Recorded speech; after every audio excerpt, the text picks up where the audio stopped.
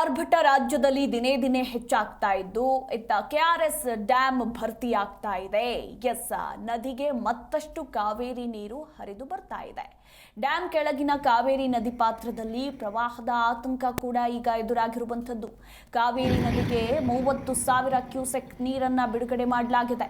ನೀರಿನ ಪ್ರಮಾಣ 50,000 ಕ್ಯೂಸೆಕ್ಗೆ ಏರಿಕೆಯಾಗುವ ಸಾಧ್ಯತೆ ಕೂಡ ಇದೆಯಂತೆ. ಹೀಗಾಗಿ ರಂಗನತಿಟ್ಟು ಪಕ್ಷಿಧಾಮ ಕೂಡ ಬಂದ್ ಆಗಿದ್ದು ಪ್ರವಾಸಿಗರಿಗೆ ನಿರ್ಬಂಧವನ್ನ ಹೇರಲಾಗಿದೆ. ಇನ್ನು ನದಿ ಪಾತ್ರದ ಪ್ರವಾಸಿ ತಾಣಗಳಲ್ಲಿ ಪೊಲೀಸರು ಕಟ್ಟೆಚ್ಚರವನ್ನ ವಹಿಸಿದ್ದಾರೆ.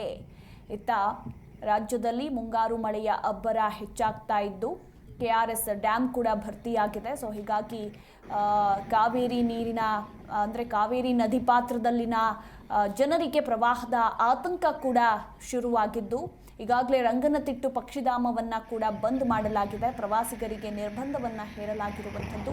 ಹಾಗೆ ನದಿ ಪಾತ್ರದ ಪ್ರವಾಸಿ ತಾಣಗಳಲ್ಲಿ ಪೊಲೀಸರು ಕಟ್ಟೆಚ್ಚರವನ್ನು ಕೂಡ ವಹಿಸಿದ್ದಾರೆ. ಇನ್ನೂ ಈ ತಿಂಗಳ ಕೊನೆ ತನಕ ಮಳೆಯ ಅಬ್ಬರ ಹೆಚ್ಚಾಗಿರಲಿದೆ ಅಂತ ಒಂದು ಕಡೆ ಹವಾಮಾನ ಇಲಾಖೆ ಮುನ್ಸೂಚನೆಯನ್ನು ಕೂಡ ಕೊಟ್ಟಿದೆ.